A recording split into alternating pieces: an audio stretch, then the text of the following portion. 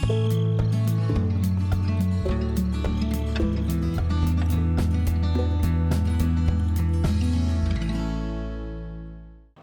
everybody, welcome back to Gelvin Valley Farming Sim 15 in this wonderful map created by Wild Wes. Something I'm going to do, because I just remembered as I start this episode, is to use this tool that my good friend Atomic67 gave me, which is this little cow. I twist the top and I'm going to go for 30 minutes and it's going to tell me in bright colorful detail when we're at the end of our 30 minutes. Maybe you can hear it ticking in the mic. I'm going to set that over here. And hopefully I don't fly up and hit the ceiling with my head when it goes off. We're in the middle of ripping field number 18, and you can see down on our map field number 18, if you see all those little gray areas there, it's indicative of all the rocks we dug up. We just dug up another one. And look at the time I've had this ripper.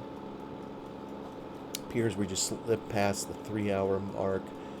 And as usual, I vastly overestimated the time. I think I'm going to need this. It's all real time.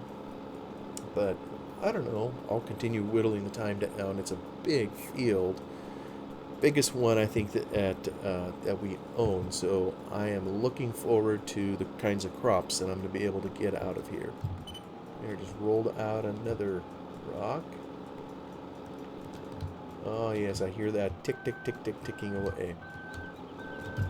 But last time, as I got to when I looked at the recording, when I finished the episode, I thought I was about at a half hour, and it was like almost 29 minutes. So I was close, but not quite. So I figured this time, Atomic, I'll use what you sent me. And here I said to Atomic, or talked to Atomic, he's passed. Sure do miss the man though. The mentorship he gave me. Mentorship. There's only so much you can do with the raw material you're handed. He took it upon himself to share his expertise with me in making these videos, helping me learn some rudimentary things on editing. The animation that you see kind of at the beginning of the video and the music that's playing, that is all 100% him. He made all that for me and he just gave it to me.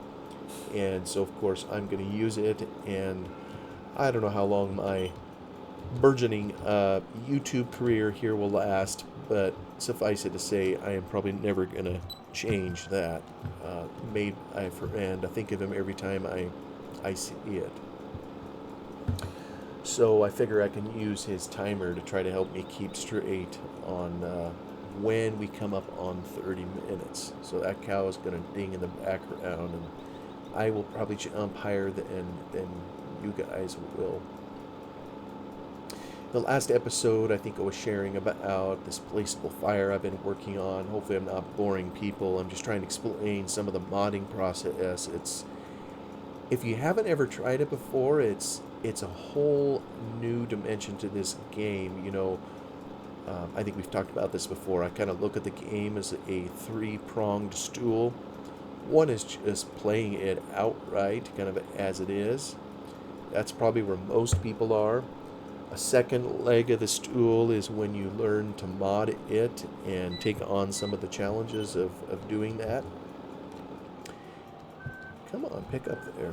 There, my shanks are staying in the ground for some reason. And then another leg to the stool, if you will, is sharing it with others. And that'd be like those that show it on YouTube and that kind of thing. And that's one I've tried to learn a little about out here. And I say learn, like I say, Atomic 67 really didn't have much to work with here. I mean, I'm an introvert, and just sitting here and talking for half an hour or whatever is challenging enough as it is, let alone trying to make it interesting like he managed to. And there will be a link provided to his channel that I include in my videos. Go check him out. I mean, he's passed, but his work As they say, once you put it on the internet, it's there forever, right? So he's just was a wonderful storyteller, and just had many interesting videos. So definitely check him out.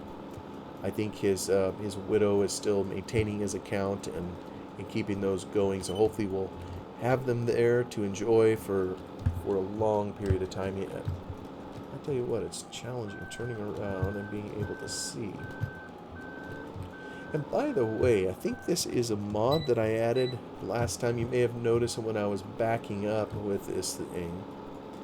It ran the hazard lights or the indicator lights, and maybe even the beep beep sound. I can't remember if it did that in the past or not. So, when I had that computer failure, I tried to continue with the same odds that I had before, but I'm pretty sure I added a couple, and there's some that I'd still like to try that I haven't. May at some point. The challenge with just adding mods is you never know what they're going to conflict with. In the past couple episodes, I've been talking about this placeable fire mod, and that's something I've learned is, beware, as they say, the unintended consequence, especially when it comes to script mods. You may think, well, if it's only in my universe, meaning my mod or whatever that I'm working on, you often don't think of other mods that may be tickling parts of the code that you also are using. And that's something I definitely found out, working with this placeable fire mod. And I think I described how I was taking the chopped straw mod and using it to make blackened earth. And I had to add some code to the chopped straw mod in order to get it to continue behaving the way it normally behaves and still work with my mod. Same thing with this other map where I've been doing all the testing and playing with this fire mod to try to get it to work. It's called Glen Ellie. I know I've mentioned it before. Eventually I'd like to have a series on it, even though it's still good old Farm Sim 15. But a mod that I put into the map, just for kicks, because I thought it was pretty cool, is, in Farm Sim 15, we didn't have the ability to own timber separately from the land, or there was no paying for the timber. You could just walk up to any tree you wished, and you could just dig out a saw and cut it down. So some modder out there, I think it's Upside Down, that was the name of him, created this viable forest mod, and it forces the player, before you're able to cut down a tree, you have to buy the forest. And maybe the forest is even sitting over the top of an existing field. Like we purchased field number 18. Well, let's say there was a whole bunch of trees on it. With the viable forest mod, you could separate the purchase of the underlying real estate, with the trees. So some of the things I did on this other app is I put trees on lots of the fields, and I put it separate. It would be a separate transaction for the player to come in and take care of the timber. So you could buy the field, you could farm it if you're willing to drive around all those trees, but at some point the player's going to want to buy the timber so they can cut it down or whatever, so they can farm those fields more efficiently. But anyway, I thought that was a pretty cool addition. I think now in later versions of Farming Sim, you are forced to buy the land maybe where trees are before it'll let you cut the trees. But this one here, like I say, was even separate. The trees were separate from the underlying real estate. So wanting to add just a little bit more realism, I went ahead and I installed it in the Glen Ellie map. Then, like I was saying a little bit ago, the law of unintended consequences, now I have a fire mod to come through here, and I have it taking out trees.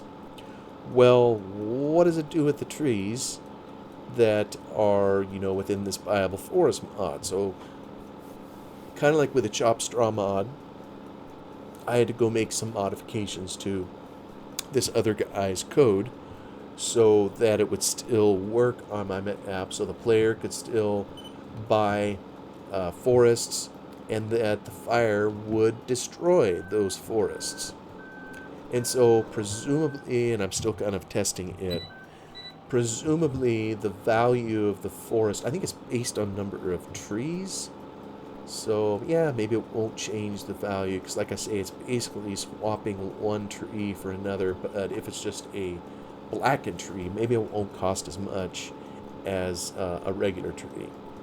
So I now have it. So I think the two mods are working kind of in harmony. But yeah, these are all the things a guy has to work out. When you're working on making a new mod and you're touching things that other modders have also that also their mods impact those same things. So a lot of times you'll hear of modders collaborating and trying to work together because they know or they want their mods to be used by all players if they can, and so they know they need to have some amount of collaboration in order to help them work in harmony.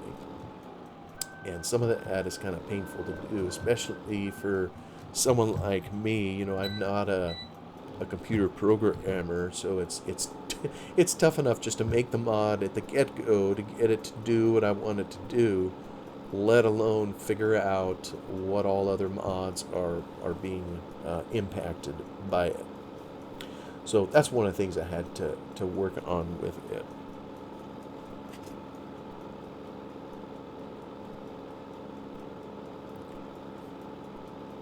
I'm looking at my fuel go down, and I'm wondering when would be a good time to take a break and go get some fuel. But I'm thinking maybe I could make it through this whole episode and you know what? I don't have to go to my farm. Shoot, I just go to the store up here. Surely up there somewhere is a service station. I could just pull in and get some fuel. So, just talking to my kids here the other day about that, the notion of getting fuel. It seems like a lot of times in this game, you go to what looks like a standard filling station or service station, whatever term you call it, the same type, that a car would visit or a commercial truck. And here in America, I know you can do that. There's nothing stopping a farmer driving his tractor, into a regular filling station or whatever. They can fill it up there, get diesel, possibly. A lot of times, I know here in America, there's two types of diesel, at least two types.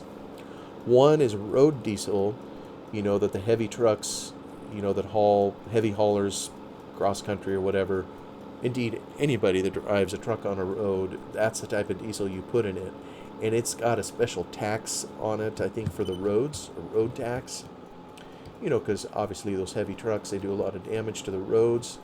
So it's one way to help pay for maintenance and upkeep of those roads is that tax. But for farm machinery, they're only rarely on the road. Most of their time, their natural habitat, if you will, is the barnyard or the fields.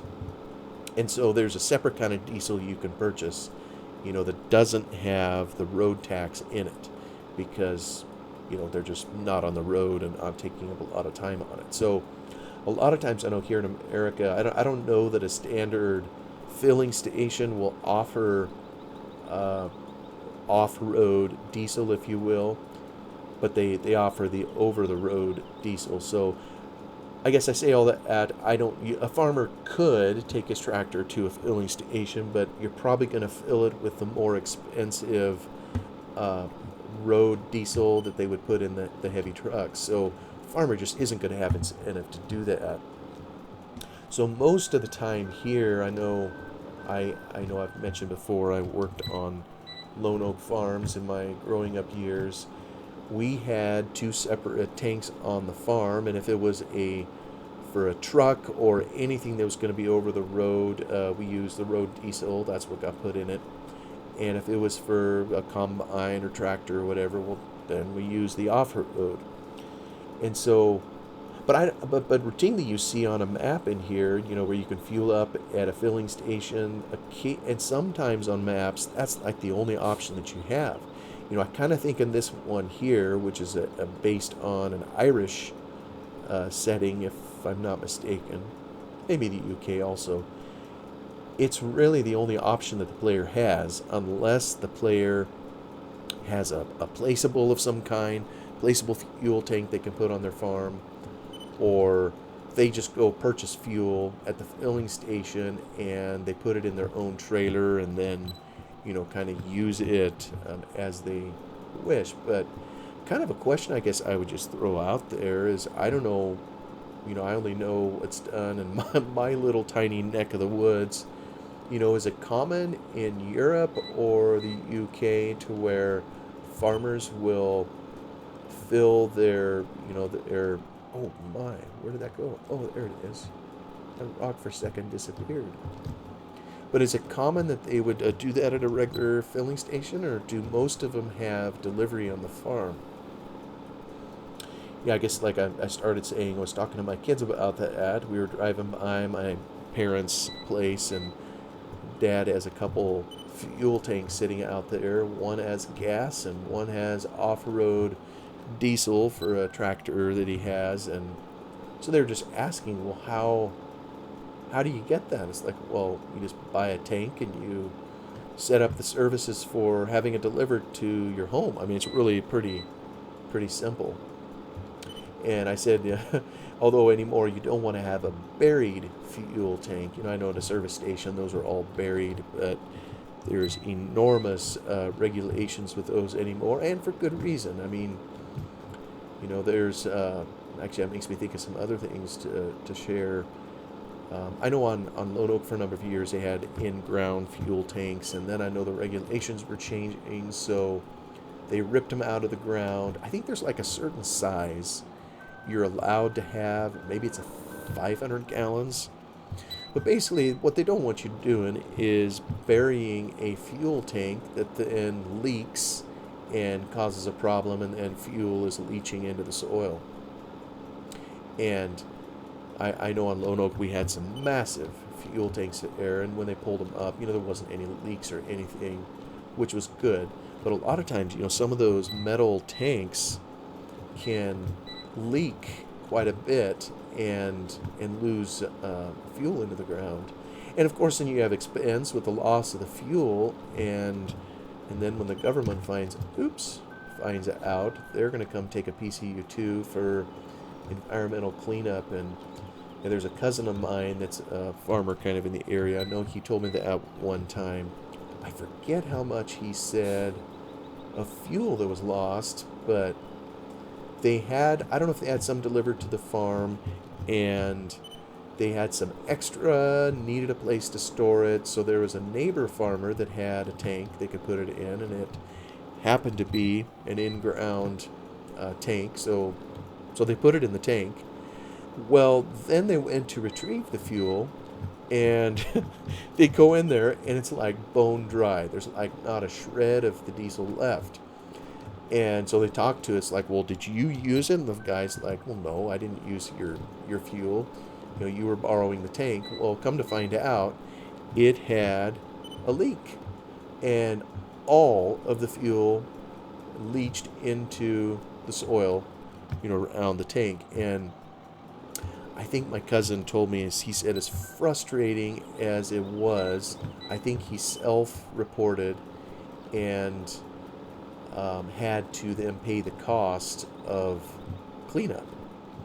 And I forget how much he said it was. I mean, I think it ran to six figures.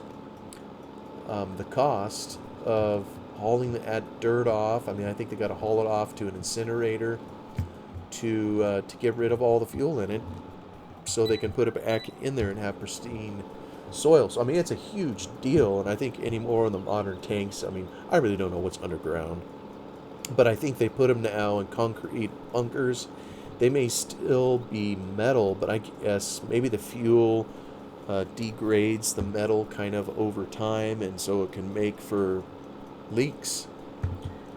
And so I mean, it can be a pretty nasty deal. So yeah, I know now, like at Lone Oak, they still have a huge fuel tank, but it's all 100% above ground. So if there's a problem, You notice it right away, and you can deal with it when it's a small problem.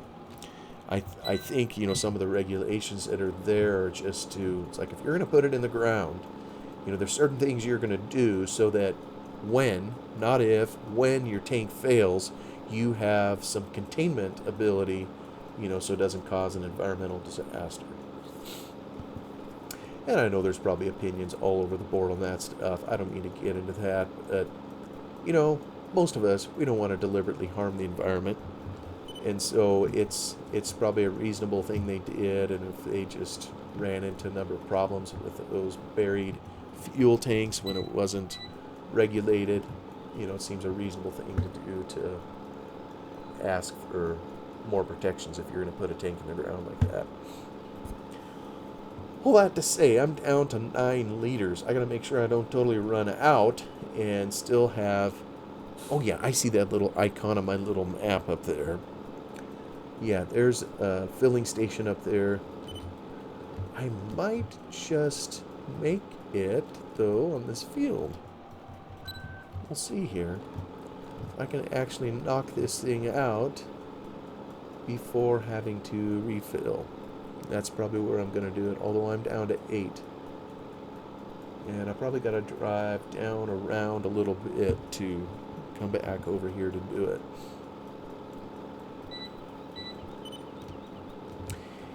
This field seemed quite imposing at the start, and even with this little tractor, I know this has kind of covered a couple episodes, maybe people don't like sitting and watching someone just rip out the soil.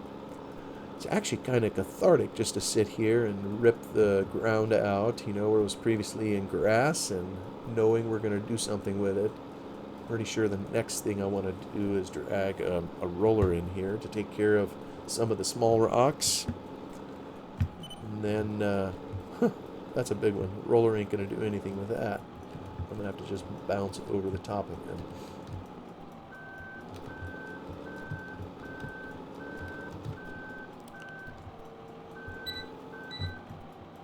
So maybe even in this episode we'll get this knocked out. And as usual, kind of like I commented previously, I ended up renting the ripper for way longer than what I needed. That's okay. They'll survive.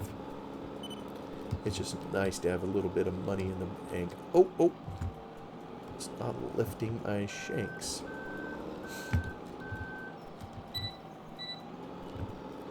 The other thing I wanted to mention and visit about in this episode, and I'm trying to figure out what to do. I've mentioned a couple times Atomic 67, and I know I sound like a broken record. It's hard on a person when you lose a friend.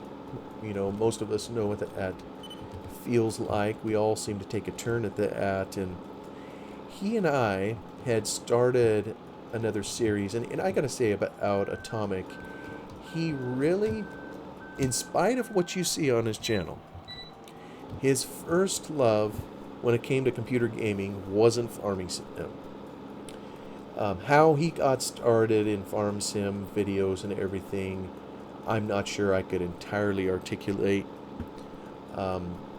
Maybe it was meeting some friends or making some friends with some others who were doing it. Really don't know, and it doesn't matter. The fact of the matter is he did, but really his first love, his favorite game, as I recall, was No Man's Sky. And there's precious little videos he ever made of that.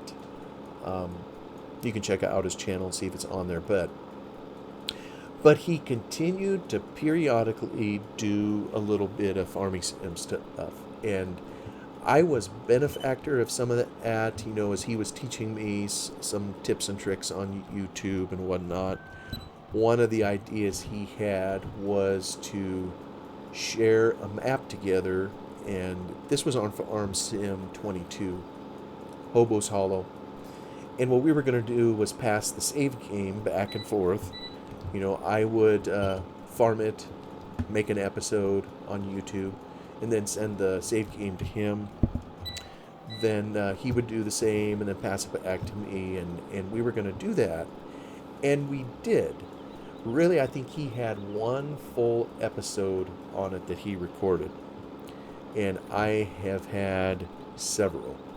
I did one initially to kick it off, then he did one, then I came in with another, and then I had my computer failure, that happened, and then unfortunately he passed away. And I know there were several episodes that I recorded kind of in the wake of that, kind of as a tribute to him and to share things, the many things that he's done for me and for any number of other people. I just wanted to get that out there. And I used Hobo's Hollow, the map, that we were sharing, kind of as a vehicle for doing that. And I don't know that Hobo's Hollow is a map I would have picked, to do a joint farm. But he picked it, and I was willing, of course. But I haven't touched it since I made a couple tribute videos for him. I haven't had the heart to go back in there. Because I got to say, every time I go in there, I think about him. And I think I even commented on it in those videos. I see where... It's kind of like, when someone passes and, you'll hear... Oh, what's that noise? Oh, one of those car. You'll hear people saying, it's like, well, I didn't even do anything with his room. I want to leave it exactly the way that he had it. I just don't want to change anything. And maybe it's some of that kind of dynamic, that I'm feeling. All right, let's turn off GPS. We made it, folks. Turn off that and fold this up, and I think we need to go find an entrance. I guess what I'm saying is I'm trying to figure out if I should continue that series or not. A part of me wonders if I should at least go harvest. Mainly all we did in there was he did a little grass work and I planted some fields. But there was a whole bunch of bale work that he had done, and he asked me, he says, hey, don't do anything with the bales, I got something planned. So that's still ringing in my ears, and even though I know there's no way for him to do it now, I just hardly have the heart to go back to it. Although I do wonder, like I say, maybe I could go get through the first harvest.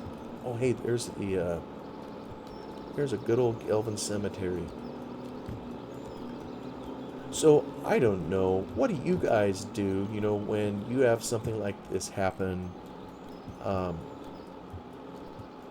It isn't so much even just respect for him. It's more, I don't know, kind of more how I feel when I go in there and I have memories that come to mind, and it's just, all right, here's a service station. It's just kind of hard going in there and dealing with some of those memories that are still kind of raw. Ha ha ha, we're filling up our tractor. And by the way, I'm just looking at it here. I still have the damage mod installed, so I'm seeing I got some significant damage on the tractor. Just a little bit on the weight, some on the ripper. Now I suppose the right thing to do would be to drive this all the way down. You know what? I gotta go down there anyways just to get a roller. What's the quickest way to get down there? Do I go up top or... Oh, there's hardly a decent way to do it. I think I'll just go straight down over here.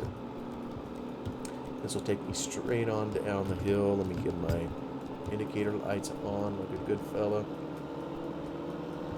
And head on down to turn this in and grab the good old roller to take care of this rock problem we have in this field over here. That actually went quicker than I was thinking it would.